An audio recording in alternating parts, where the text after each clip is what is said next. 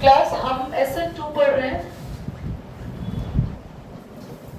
SN2 का मतलब क्या होता है कि अगर एक रिएक्शन लिखूं मैं, जैसे CH3Br, इस पर OH माइनस रिएक्ट करने के लिए आ रहा है, ये एक न्यूक्लियोफाइल है।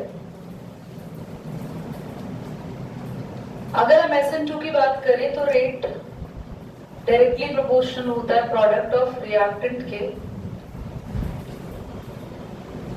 और क्योंकि ये दोनों रिएक्टेंट्स पर बिलोंग कर रहा है तो इसको बायमॉलिक्यूलर कहते हैं। समझेंगे? थोड़ा सा वियर्ड लग रहा होगा कि मैंने क्या लिख दिया। केमिकल काइनेटिक्स एक चैप्टर है जो आप लोगों ने पढ़ा नहीं है। वो ये कहता है कि रिएक्शन का जो रेट है वो प्रोडक्ट की कॉन्सेंट्रेशन के प्रोडक्ट पे डिपेंड करता है। रिएक्शन का जो रेट है, रेट यानी रिएक्शन की स्पीड, किस पर डिपेंड करेगी? प्रोडक्ट की कंसंट्रेशन। कंसंट्रेशन के लिए कैसे ब्रैकेट लगाए? सॉरी, रिएक्टेंट की कंसंट्रेशन के प्रोडक्ट पर डिपेंड करता है। तो रिएक्टेंट की कंसंट्रेशंस और इनका प्रोडक्ट यानी वो मल्टीप्लाई वाला उस पर डिपेंड करता है। क्योंकि SN2 में रिएक्शन का रेट दोनों ही रिएक्टेंट्स पर डिपेंड करता है, तो इसलिए इसको 2 से डिनोट करते हैं, यानी बायमॉलिक्यूलर रिएक्शन कहते हैं। What is K? K is the rate constant. कहां से आया भाई? अगर कोई भी किसी भी एक्सप्रेशन में प्रोपोर्शनैलिटी का साइन हटाते हैं तो कोई ना कोई कांस्टेंट लगाते हैं। पहले बोलो यहां तक क्लियर है? आगे बढ़े। अब SN2 मैकेनिज्म में क्या होता है ध्यान से देखना। सबसे पहले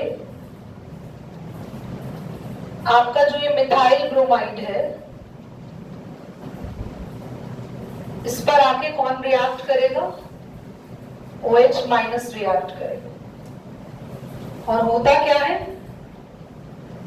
OH माइनस अपना बॉन्ड बना रहा है इससे, और धीरे धीरे Br का बॉन्ड जो एक्चुअली में बना हुआ था वो क्या हो रहा है? Break. This bond is forming और दिस बॉन्ड इज ब्रेकिंग। और ये क्या है? What is this? It is reaction intermediate. Reaction intermediate क्या होता है दीदी?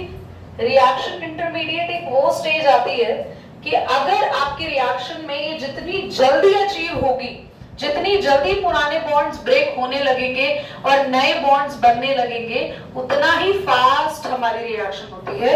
और इसके बाद तो आपको पता ही है, the OH minus will gonna remove and Br as a minus remove and आपको मिल जाएगा आपकी अल्कोहल। समझ आया? इस तरीके के केस में जब हमारा न्यूक्लियोफाइल डायरेक्टली अटैक है हमारे हेलोएल्केन पर, मतलब Br रिमूव नहीं हुआ, फिर उसने अटैक पहले ही कर दिया, तो उसको बोलेंगे SN2 मैकेनिज्म। पर SN1 में क्या डिफरेंस होगा? SN1 में पहले Br रिमूव होगा, उसके बाद OH माइनस आएगा, तो मतलब थोड़ा सा डिफरेंस है। इसलिए 2 टाइप के मैकेनिज्म होते हैं। मींस जब भी कोई न्यूक्लियोफाइल आके दूसरे न्यूक्लियोफाइल को सब्स्टिट्यूट करता है तो कितने तरीके से करता है? 2 तरीके से। Now the question in your mind, why 2 ways? काम एक ही हो रहा है, एक ही न्यूक्लियोफाइल रहा है, सब्स्टिट्यूट एक ही न्यूक्लियोफाइल को कर रहा है, भैया 2 तरीके से क्यों हो रहा है?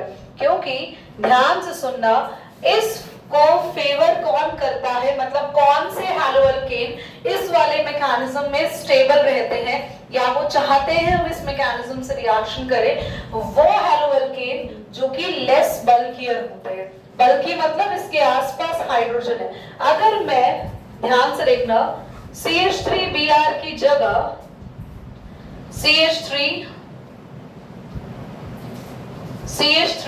CH2Br की बात करूं, ये क्या है? Methyl bromide.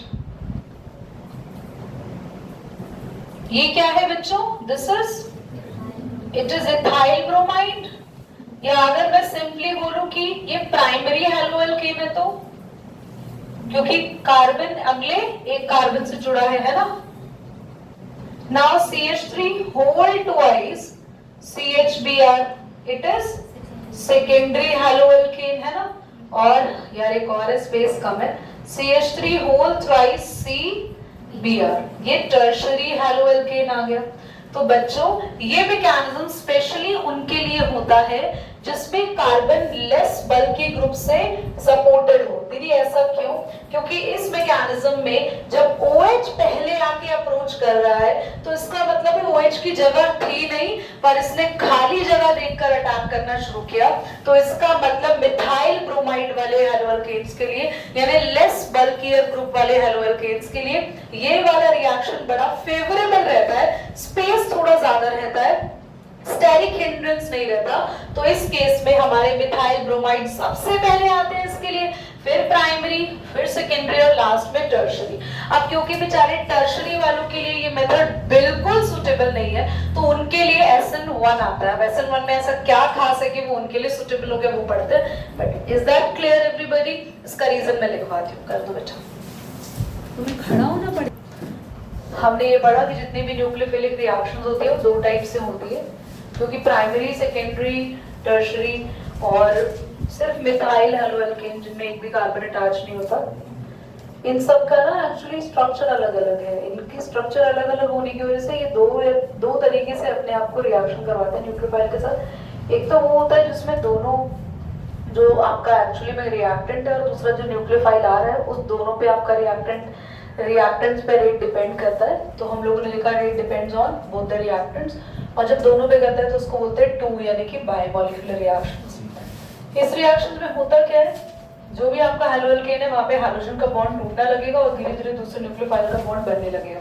जितनी जल्दी ये स्टेज बनेगी उतनी जल्दी रिएक्शन होगी, पर ये स्टेज तभी जल्दी बनती है जब ये कार्बन लेस बल्की ग्रुप से डिफाइंड होता है। इसीलिए इस मैकेनिज्म को टर्शरी करने में फेल हो जाते हैं, क्योंकि वो अगले 3 कार्बन से जुड़े होता है। Carbon is more bulky. Now let's talk about SN1 बच्चों। SN1 में क्या हो रहा है? SN1 में जो हमारी रिएक्शन है CH3 होल थ्राइस C, हम टर्शरी के साथ कर रहे हैं। OH माइनस आयन अटैक करने वाला है और हमें क्या मिलेगा? CH3 whole thrice OH, COH sorry, साथ में Br माइनस। इस केस में आपका जो रेट है वो डिपेंड करेगा खाली इस रिएक्टेंट पर। दीदी मैंने ये चीज समझ नहीं आ रही कि आपको कैसे पता चल रहा है कि रेट सिर्फ इस पे डिपेंड करेगा या इस पे। आप ध्यान से देखना, इधर रेट इन दोनों पे इसलिए डिपेंड करा था क्योंकि इन दोनों को कंबाइन होना था। दोनों की दोनों एक्चुअली इन्वॉल्व हो रहे थे क्या बनाने के लिए? इंटरमीडिएट बनाने के लिए। अब देखना, जब मैं यहाँ इंटरमीडिएट बनाऊंगी ना तो सिर्फ ये इन्वॉल्व होगा, इसका अभी कोई मतलब नहीं है। तो रिएक्शन का रेट अगर सिर्फ एक ही रिएक्टेंट में इन्वॉल्व हो तो उसे बोलते हैं यूनिमॉलिक्यूलर रिएक्शन, अदरवाइज बायोमॉलिक्यूलर। तो अब यहाँ पे साइन अगर हटाएंगे इसका प्रोपोर्शनैलिटी का तो हमें मिलेगा K, जिसको बोलते हैं रेट कांस्टेंट। ये रिएक्शन 2 स्टेप में होती है। फर्स्ट स्टेप ध्यान से देखो, CH3 थ्राइस CBr। सबसे पहले ना Br ये हटा दो, सबसे पहले Br रिमूव होता है, और अगर Br रिमूव होगा, Br एज अ माइनस जाएगा प्लस जाएगा बच्चों? Br एज अ माइनस जाएगा। तो जब Br एज अ माइनस जाएगा तो इस कार्बन पे क्या आएगा?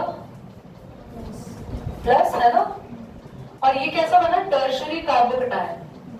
और टर्शरी कार्बोकेटायन ही यहाँ पे क्या है? इंटरमीडिएट।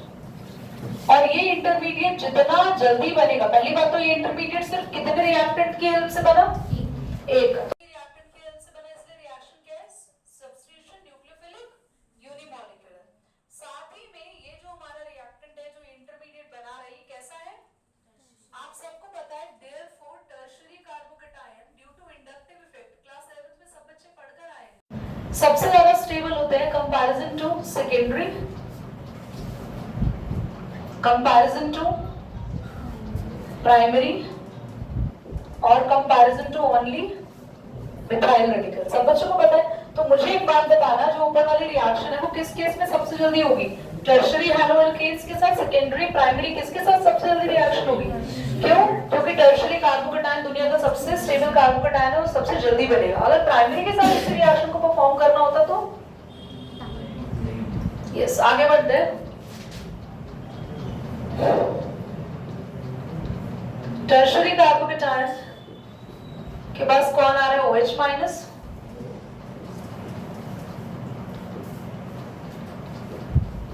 सेकेंड स्टेप बड़ा फास्ट होता है और फर्स्ट स्टेप थोड़ा स्लो होता है। तो जो स्लो स्टेप है यही हमारा रेट डिटरमाइनिंग स्टेप है। सेकंड स्टेप को रेट डिटरमाइन करने की जरूरत नहीं है। क्यों दीदी? क्योंकि सेकंड स्टेप में पहले से इंटरमीडिएट बना बनाया है, बस OH माइनस को अपनी जगह लेनी है। तो ये रिएक्शन जो है वो रेट डिटरमाइन नहीं करती। कौन सी रिएक्शन है यहाँ पे? दिस रिएक्शन डिटरमिन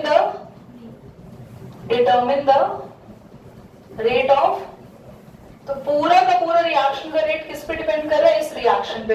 और ये रिएक्शन किस पे डिपेंड कर रही है? इस वाले, जल्दी बोलो, एक ही इकलौते रिएक्टेंट पे। इसलिए इसको यूनिमॉलिक्यूलर कह रहे हैं। और साथ ही इस रिएक्शन में कार्बोकेटायन बन रहा है, तो स्टेबिलिटी हमेशा सबकी किससे ज्यादा होती है? टर्शरी की सबसे ज्यादा होती है। तो बच्चों याद रखना, एग्जाम में ये बहुत इंपॉर्टेंट है, क्वेश्चन आएगा। क्वेश्चन आएगा SN1 और SN2 पे। तो याद रखना, SN2 में सबसे ज्यादा स्टेबल था मिथाइल और SN1 में सबसे ज्यादा स्टेबल है टर्शरी। करिए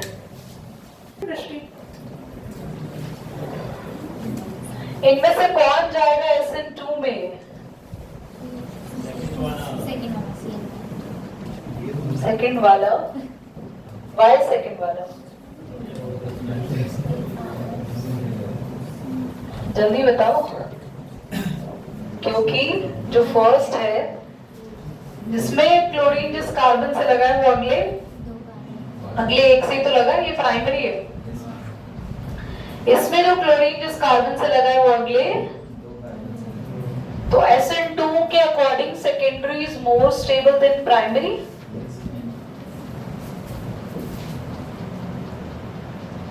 ठीक है। सो this will gonna proceed with the reaction। इन दोनों में सिंपल सा लॉजिक लगाओ, सुनो। मैंने इसलिए रब नहीं किया। SN2 के अकॉर्डिंग जितनी जल्दी आपका हैलोजन रिमूव होगा उतनी जल्दी प्लस वाला फॉर्म बनेगा और उतनी ही जल्दी हमारा रिएक्शन परफॉर्म होगा। तो किस केस में, दोनों में से किस केस के अंदर हैलोजन जल्दी रिमूव होगा? बिकॉज आयोडीन, ये ऑन कर दिया था। हाँ,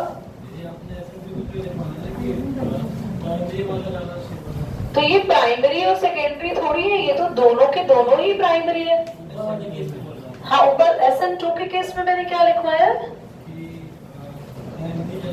बेटा यहाँ देख लो, शुक्र है अभी तो ये रब ही नहीं हुआ है बच्चा। ये SN1 के अकॉर्डिंग होना था, SN2 के अकॉर्डिंग होना है। अच्छा, ओ भाई मैं ही गलत बता गया, सॉरी। आप इस क्वेश्चन को SN1 कर लो, ठीक है? सॉरी बेटा, thank you Krishna for correcting me. SN1 के अकॉर्डिंग हम लोगों के पास, ये SN1 ले लो, इसके साथ समझ लो। मेरे माइंड में ना ये चल रहा था कि इसलिए मैंने इसको क्लियर नहीं किया। SN1 के अकॉर्डिंग हमारे पास प्राइमरी सेकेंडरी जाएगा, डन। और SN1 में ही हमने सीखा है कि कौन पहले रिमूव होता है फर्स्ट केस में? हैलोजन। तो इन दोनों में से कौन जल्दी रिमूव होगा? Iodine is bulkier, remove easily. So this will perform SN1 earlier। मुझे उससे अगला बताने की जरूरत नहीं है ना, अब तो तुम SN2 सेल्फ अंडरस्टूड समझ के करो नोट। हेडिंग डालेंगे एलिमिनेशन रिएक्शन। कर लिया पॉज? तुम्हें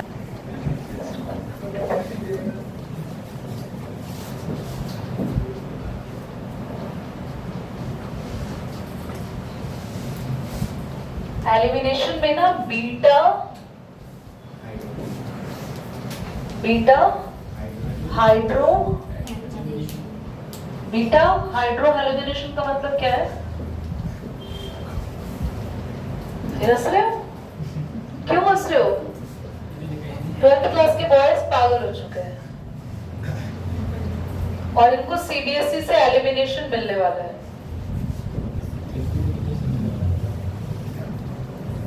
CBSE से 2 टाइप का एलिमिनेशन मिलता है। एक एलिमिनेशन जिसमें हम कहीं के नहीं रहते, समझ में आ रहा है?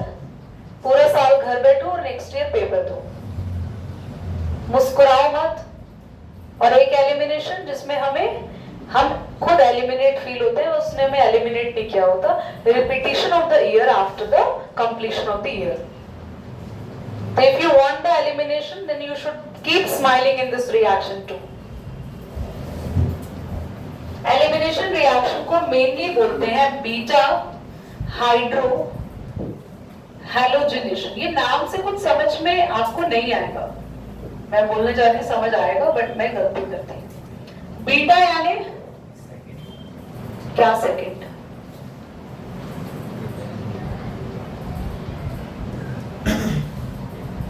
क्या सेकंड? सेकंड हाइड्रोजन नहीं, सेकंड कार्बन। पहला कार्बन अल्फा होता है, दूसरा होता है बीटा। बीटा हाइड्रो का मतलब हो गया कि बीटा कार्बन से हाइड्रोजन जा रही है और हैलोजन भी जा रहा है, तो यहाँ पे हाइड्रो हैलोजिनेशन हो रहा है, यानी कि हाइड्रोजन रिमूव हो रही है और हैलोजन रिमूव हो रहा है। प्लस ये किसकी प्रेजेंस में हो रहा है? क्यों, कौन है यहाँ पे जो रिएक्शन करने आ रहा है? वो है KOH। और KOH का कैसा मीडियम है? तो K तो Br लेके बाहर हो जाएगा, बढ़िया। और OH यहां से एक, और यहां बना CH3, यहां से एक H गायब हो गया, CH, डबल बॉन्ड CH2, और हमें मिला एल्कीन। और आपको शायद याद हो तो मैंने कहा था कि KOH का एक्वस मीडियम अंडरलाइन कर लेना, तब हमें अल्कोहल मिल रही थी, और आज हमें इसी KOH से क्या मिला है? एल्कीन। समझ आया? सब हंस रहे बाबू, बहुत बढ़िया। क्या ये क्लियर हो गया? अब तुम लोग मुझे बताओगे, ध्यान से देखना, तुम बताओगे बच्चों कि किस कार्बन से हाइड्रोजन जाएगा? यहाँ तो दो बीटा आ गए। सेटजेफ भाई साहब ने बड़ी रिसर्च करके हमें कुछ उत्तर दिया था, आप बिना सोचे समझे लेफ्ट वाला बोल पड़े, तो आंसर तो लेफ्ट वाला नहीं है। अब बाकी बोलेंगे राइट वाला होगा, रीजन के बिना बोलोगे। नेक्स्ट क्लास में सीखेंगे कि क्यों ये वाला हाइड्रोजन जाएगा, ये क्यों नहीं जाएगा। इसी को रूल को हम सीखेंगे with the help of Saytzeff. Elimination complete हो गया, बट सेटजेफ रूल सिखाऊंगी नेक्स्ट क्लास में। और तुम दोनों प्लीज ना ये वीडियो को रोज देख ले।